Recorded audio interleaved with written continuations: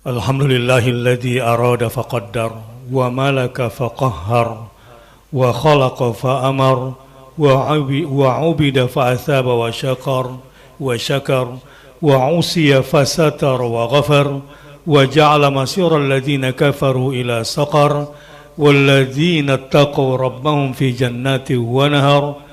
Ahmaduhu ta'ala wa hamduhu fardun lazimun wa ashkuruhu azza wa jalla ala fadlihi al-mustamir wa ihsanihi ad-daim wa ashhadu an la ilaha illallah wahdahu la sharika lah al-hayyul qayyumul qadirul qadir wa ashhadu anna sayyidana wa nabiyyana Muhammadan abduhu wa rasuluhu al-mab'utsu bit-tauhid wal makarimi. Allahumma salli wa sallim alaihi wa khairil anam wa ala alihi wa sahbihi ashabis sidqi wal azaim والتابعين لهم بإحسان من عرب وأعاجم أما بعد فاتقوا الله عباد الله فهي وصية الله للأولين والآخرين. أعوذ بالله من الشيطان الرجيم ولقد وصينا الذين أوتوا الكتاب من قبلكم وإياكم أن اتقوا الله. Sidang Jumat rahimakumullah, tingkatkan ketakwaan dan jangan sampai sholat Jumat ini membuat kita gagal karena volume takwa tidak bertambah. Namun bertakwa dengan takwa yang sesungguhnya, jangan bertakwa sambil lalu. Misalnya masih ada dosa-dosa kecil yang kita nikmati dan banyak orang harus berlanjut siksaannya di kubur, bahkan harus dicelup di neraka dulu baru masuk surga, gara-gara sampai meninggal masih ada kebiasaan buruknya yang belum dia tobatkan. Sidang Jumat rahimakumullah, tema khutbah Jumat pada hari ini adalah tentang semangat keikhlasan dalam berdakwah. A'udzu billahi minasyaitonir rajim. Wa ma umiru illa liya'budullaha mukhlishina lahud-din hunafa wa yuqimus salata wa yu'tuz zakata wa dzalika dinul qayyimah. Perhatikan perintah Allah buat kita semua, bukan cuma khatib, buat kita semua yang hari ini mendengarkan. Padahal mereka hanya diperintahkan untuk menyembah Allah semata dengan ikhlas mentaatinya dan juga semata-mata karena taat dalam menjalankan agamanya. Dan juga agar melaksanakan salat. Maksudnya di sini menunaikan salat berikut dengan semua aturan-aturan dari yang wajib sampai yang sunnah, dan menunaikan zakat, dan yang demikian itulah agama yang lurus. Al-Bayyinah ayat 5. Ayat ini tegasnya poin utamanya ingin khatib arahkan tentang keikhlasan sebagai syarat dalam beribadah. Sidang Jumat rahimakumullah, persoalan kita saat ini sebetulnya Indonesia katanya punya banyak tambang tapi banyak hutang. Harusnya tambangnya dipakai bayar hutang tapi malah menyebabkan bertambah hutang. Tidak kurang juga orang pintar di Indonesia ini, banyaknya profesor. Sampai profesor yang asli pun kadang-kadang karena lagi banyaknya profesor abal-abal. Ini saking cintanya barangkali pada pendidikan. Sidang Jumat, ini saatnya kita semua memperbaiki bangsa ini dengan berdakwah. Dakwahnya yang bagaimana? Yang ikhlas. Pak Ustadz, saya nggak bisa berdakwah. Gampang, nggak harus bicara, cukup dengan jari kamu. Caranya gimana Pak Ustadz? Berdakwahlah dengan memforward kalimat-kalimat yang bagus, video-video yang bagus, kirimkan itu ke orang lain. Pak Ustadz, akun saya sedikit, yang bisa saya capai cuma sedikit. Targetnya bukan banyak, targetnya adalah ikhlas dalam mengirimkannya. Pak Ustadz, saya nggak bisa bikin konten, dan bikin konten itu mahal. Gampang, tinggal copy paste punya orang yang bagus-bagus, katakan ini dari dia, dan kemudian sebarkan. Pak Ustadz, saya cuma alumni di bidang desain, saya tidak dididik untuk menjadi seorang pendakwah. Prinsipnya, setiap orang kalau mau menjadi orang yang bergengsi di mata Allah dan Rasulnya, jadilah penerus dakwah risalah Rasulullah Sallallahu Alaihi Wasallam. Para ayah, Anda dalam mengukur anak-anak kesuksesan dalam menjalani hidup, jangan terlalu akademik.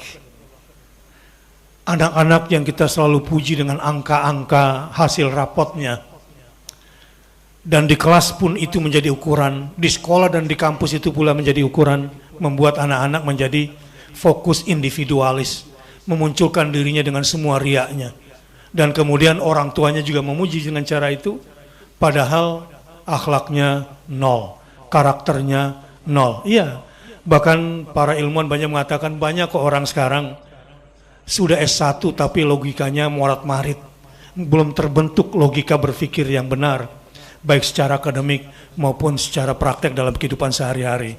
Buat anak muda sekalian, anak-anakku sekalian, jalan hidup, jalan karir yang gak ada matinya, yang terus naik, tahu gak apa karirnya? Berdakwah di jalan Allah Subhanahu wa Ta'ala. Apapun profesi kamu, apapun karir kamu, yang penting kamu cuma ikhlas menyebarkan kebaikan dengan kata-kata, apalagi dengan perbuatan, dengan teladan. Inilah wa ma umiru illa liya'budullaha mukhlishina lahuddin. Sidang jemaah rahimakumullah.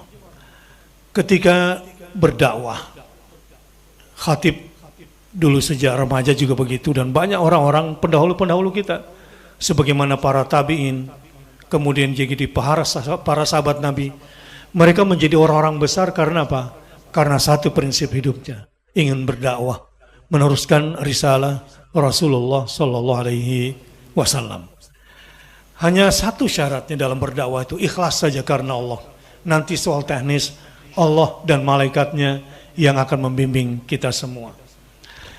Terkait keikhlasan dalam berdakwah, khatib ingin mengajak para jamaah untuk merenungkan kata-kata Abu Uthman Al-Maghribi tentang ikhlas yang dinukil dari Imam Al-Ghazali dalam kitab Ihya Ulumuddin. Katanya, al-ikhlasu nisyanu ru'yatil khalqi bidawamin nadhar ilal khaliq. Ikhlas adalah melupakan pandangan manusia dengan terus-menerus memandang kepada Sang Pencipta. Ini mengandung makna yang sangat mendalam tentang hakikat keikhlasan, di mana kalau kita nanti berdakwah dengan menyebarkan konten, nggak usah berpikir harus banyak followernya. Di awal-awal lakukan saja, dan kalian bisa masuk surga hanya dengan jempol kalian. Dan kalian juga bisa masuk surga dengan barangkali pulsa hanya Rp20.000, di mana kuota kalian gunakan untuk memforward nilai-nilai kebaikan dalam berdakwah. Nggak bisa bikin video bapak-bapak, sudah terlalu tua, tapi sudah ingin berdakwah dari sekarang. Terlalu banyak cara untuk berdakwah. Dan orang sekarang lebih banyak membaca di WA-nya, di media sosialnya, ketimbang mendengarkan di masjid-masjid. Bahkan kadang sudah khutbah Jumat seperti ini, masih tidur.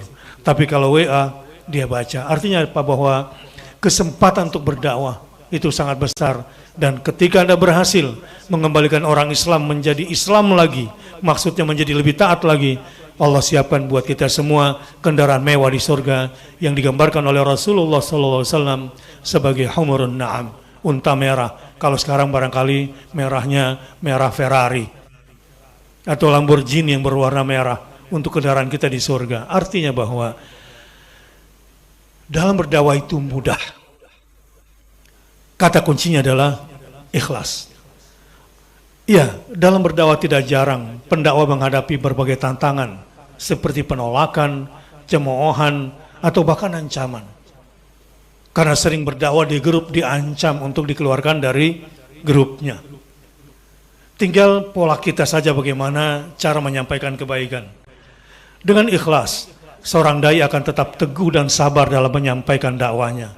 Karena ia tahu bahwa yang terpenting adalah ridhonya Allah, bukan pengakuan atau penilaian manusia. Misalnya hanya sekedar memforward jadwal pengajian, jadwal kajian ada di sana. Mungkin dari 100 member dari grup itu tidak tertarik kecuali satu orang. Yang satu orang ini kemudian haus ilmu, dan akibat Anda memforward berikut link lalu dia mendengarkan YouTube-nya dan dia kemudian kembali kepada agamanya, dia mendirikan sholat, dia menunaikan zakat, dan dia ingat kepada Allah, lalu memperbaiki rumah tangganya, semua kebaikan yang orang itu lakukan, hanya dengan jempol tadi Anda mendapatkan semua pahalanya. Allah subhanahu wa ta'ala berfirman, laisa 'alaika hudahum walakinnallaha yahdi may yasha. Bukanlah kewajiban kamu wahai Muhammad menjadikan mereka mendapatkan hidayah, bukan kewajiban Muhammad sallallahu alaihi wasallam untuk menjadikan mereka mendapatkan hidayah, tetapi Allah lah yang akan memberikan petunjuk atau hidayah kepada siapa yang dikehendaki. Dari 3 tingkatan hidayah, tugas Nabi sebetulnya cuma 3 tingkatan hidayah yang paling terakhir. Hidayah al-bayan wal irsyad. Cuma itu. Nabi tidak bisa memberikan hidayah taufik. Nabi tidak bisa memberikan hidayah yaumul qiyamah. Yang bisa dilakukan oleh Nabi hanya hidayah al-bayan, hanya memberikan keterangan. Ya, penjelasan. Wal irsyad, kemudian bimbingan. Selebihnya kamu mau pilih yang mana? Ini jalan surga, ini jalan neraka. Ini jalan keberuntungan, ini jalan kerugian. Pilihannya kembali kepada hati kita semua. Jadi selain itu, keikhlasan memang luar biasa bagi siapa saja yang sudah merasakannya, dan mudah-mudahan semua yang hadir di sini sedang berjuang juga setelah ini. Buat anak-anakku yang masih muda, lihat kehidupan anak kita.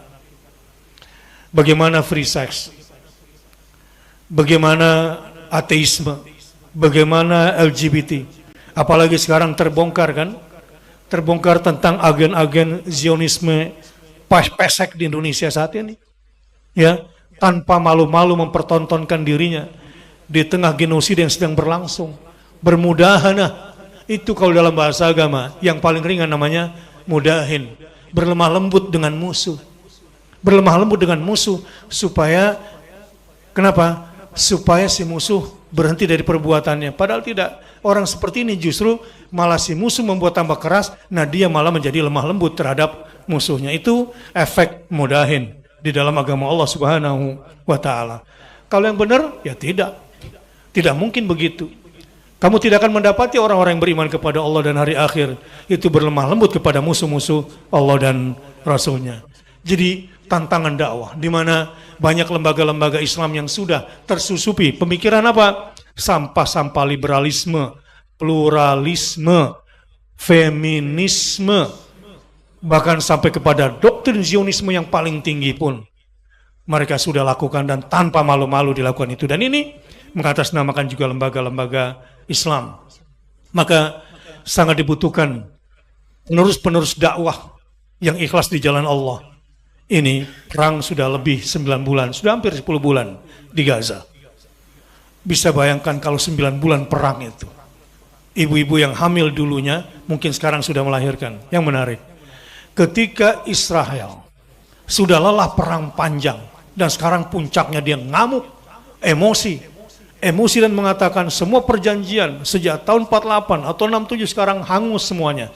Tidak ada gunanya lagi. Tidak ada lagi yang namanya two-state solution.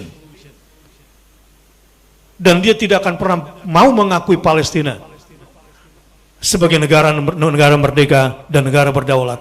Ini sudah puncak, sudah genosida sudah dilakukan, semua perjanjian sudah dilakukan. Sebentar lagi kehancuran mereka akan terjadi dan tidak lama lagi. Maknanya adalah bahwa ketika kita melihat fenomena sekarang ini, situasinya memang seakan-akan merugikan umat Islam, tapi pada hakikatnya Allah yang Maha tahu. Pembusukan yang Allah lakukan yang digambarkan di dalam surah Al-Isra ayat 7, liyasu'u wujuhakum, dibusukkan wajah-wajah mereka dengan cara seperti ini. Memang banyak korban dari saudara-saudara kita di Gaza sampai hari ke-100, sampai hari ke-294 hari ini. Ya, hari ini hari ke-294 perang di Gaza. Apa kata orang-orang di Gaza? Alhamdulillah, sekarang kami sudah mendapatkan ribuan tenaga pemuda baru yang siap untuk menjadi syahid melawan Israel sampai tetes darah penghabisan. Tapi pada saat yang sama, Israel sudah kehabisan tenaga. Dunia sudah tidak lagi mendukung dia. Bahkan pemilihan umum di Perancis dan di Inggris saat ini juga merugikan mereka. Sidang Jumat rahimakumullah, semoga khususnya anak-anak muda siap menjadi orang-orang yang senantiasa berdakwah di jalan Allah. Keikhlasan mencegah seseorang yang berdakwah dari riya atau pamer. Ketika dakwah dilakukan untuk mendapatkan pujian atau popularitas, maka pahala dari Allah bisa hilang. Rasulullah SAW bersabda, "Man samma'a samma'allahu bihi, wa man yura'i yura'illahu bihi." Barang siapa yang berbuat sesuatu kebaikan hanya untuk didengar, dipuji oleh manusia, maka Allah akan memperdengarkan aibnya kepada manusia. Dan barang siapa yang berbuat untuk riya, pamer supaya dilihat oleh orang lain, maka Allah akan menyampaikan pamer atau aib daripada riyanya. Tapi kalau ingin memperbanyak followers, lalu pakai ads demi dakwah yang murni, itu tidak salah. Tidak salah. Dan ketika Anda membuat konten menarik, kemudian supaya bisa menambah followers, itu bagus. Tapi bukan karena ria, bukan karena sum'ah, seperti yang suka update status cuma untuk menunjukkan dirinya. Status hari ini dia makan enak, hari ini dia belanja mahal, hari ini dia jalan-jalan yang mewah. Tentu itu yang dimaksud dengan ria, pamer, sumpah, memperlihatkan, memperdengarkan ke orang lain, dan itu hanya akan menimbulkan aibnya. Seperti 5 orang pemuda ini. Biasanya kalau ada kasus seperti ini yang dicari adalah siapa pengupload pertamanya yang akan dikenakan undang-undang ITE. Tapi sekarang tidak perlu karena yang saling membongkar aib adalah diantara mereka sendiri. Begitu cara Allah biasanya membongkar aib. Orang-orang yang sudah terbiasa mengerjakan keburukan dan ketika mengerjakan keburukan dia pamer, sudah diazab oleh Allah, sudah dikasih musibah oleh Allah, masih belum kapok, puncaknya biasanya seperti ini. Dan memang kalau kita telusuri, orang-orang ini semua memang sudah terlalu lama menjalankan praktek kebusukan, ingin didengar, ingin dilihat oleh orang lain. Akhirnya Allah bongkar semuanya. Semoga Allah jaga kita semua dan menjaga keikhlasan kita semua. Allah Ta'ala berfirman, ini tentang kisah Nuh alaihissalam. Sebagai penghujung khutbah, 950 tahun Nuh berdakwah, 1000 tahun kurang 50. Anda tahu berapa pengikutnya? Diriwayatkan konon hanya dengan hitungan jari dan maksimal sampai 80 orang dari berbagai macam riwayat. Allah Ta'ala berfirman, A'udzu billahi minasyaitonir rajim. Hatta idza jaa amruna wa farat an-nur, qul nahmil fiha min kullin zawjayn itsnain wa ahlaka illa man sabaqa alaihi alqaul wa man aman wa ma amana ma'ahu illa qalil. Ini ayat dari substansi tema khotib pada hari ini. Wa ma amana ma'ahu illa qalil. Hingga apabila perintah kami datang dan dapur telah memancarkan air, kami berfirman, muatkanlah ke dalam bahtera itu dari masing-masing binatang sepasang jantan dan betina, dan keluargamu, kecuali orang yang telah terdahulu ketetapan terhadapnya, dan muatkan pula orang-orang yang beriman. Dan tidaklah beriman bersama dengan Nuh itu kecuali sedikit saja. Ada banyak riwayat tentang ini. Ada yang mengatakan yang naik ke perahunya Nuh, katanya cuma tidak ada dalam kapal kecuali 8 orang, yaitu Nuh dan istrinya serta 3 putranya Sam, Ham dan Yafith beserta istri mereka. Dalam riwayat lain juga disebutkan ada yang sampai 80 orang. Padahal dakwanya Nabi Nuh 950 tahun. Memang jumlah manusia mungkin tidak terlalu banyak pada saat itu, tapi dengan durasi 950 tahun hanya segitu terlalu sedikit tentunya. Tapi pertanyaannya, apakah dakwah Nuh tidak sampai sekarang? Sampai hari ini. Terutama tentang apa?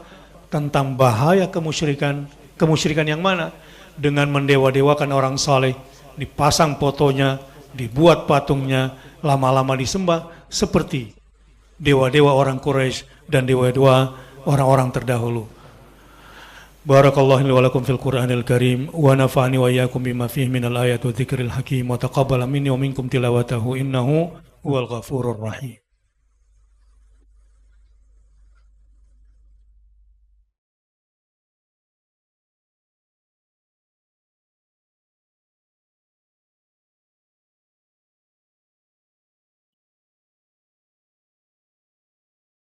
Innal hamdalillah nahmadu wa nasta'inu wa nastaghfiruh wa na'udzu billahi min shururi anfusina wa min sayyiati a'malina may yahdihillahu fala mudilla lahu wa may yudlilhu fala hadiya lahu wa asyhadu an la ilaha illallah wahdahu la syarika lahu ja'ala qabulat ta'ati muta'alliqan bil ikhlasi lahu wa asyhadu anna Muhammadan abduhu wa rasuluhu amarahu Allah bil ikhlasi lahu faqala fa'budillaha mukhlishan lahud-din wa ala alihi wa ashabihi al-mu'minin al-mukhlasin. Inna allaha malaikatahu yusalluna ala nabi ya ayyuhalladzina amanu sallu alaihi wa sallimu taslima.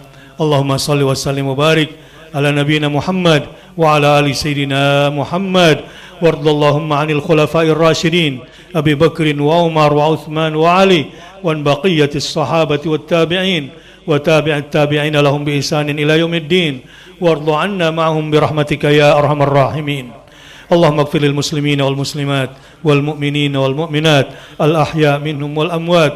اللهم أعز الإسلام والمسلمين وأذل الشرك والمشركين وانصر من نصر الدين واخذل من خذل المسلمين ودمر أعداء الدين وأعل كلماتك إلى يوم الدين. اللهم اجعل أعمالنا خالصة لوجهك صوابا على سنة رسولك يا رب العالمين. اللهم ارزقنا الإخلاص في القول والعمل واجعل كل أعمالنا خالصة لوجهك الكريم. اللهم آمين. اللهم إنا نسألك خشيتك في الغيب والشهادة وكلمة الحق في الغضب والرضا والقصد في الفقر والغنى. اللهم احفظنا بالإسلام قائمين واحفظنا بالإسلام قاعدين واحفظنا بالإسلام راقدين ولا تشمت بنا علوا ولا حاسدا. اللهم إنا نسألك من كل خير خزائنه بيدك ونعوذ بك من كل شر خزائنه بيدك. اللهم انصر إخواننا المسلمين المجاهدين في غزة وفلسطين وفي أي مكان. اللهم ارحم أهل غزة وفلسطين. اللهم أطعم جائعهم واشف مرضاهم وجرحاهم وتقبل شهداءهم. ربنا ظلمنا أنفسنا وإن لم تغفر لنا وترحمنا لنكونن من الخاسرين. ربنا آتنا في الدنيا حسنة وفي الآخرة حسنة وقنا عذاب النار. عباد الله إن الله يأمر بالعدل والإحسان وإيتاء ذي القربى وينهى عن الفحشاء والمنكر والبغي يعظكم لعلكم تذكرون. واذكروا الله العظيم يذكركم واشكروه على نعمه يزدكم ولذكر الله أكبر والله يعلم ما تصنعون.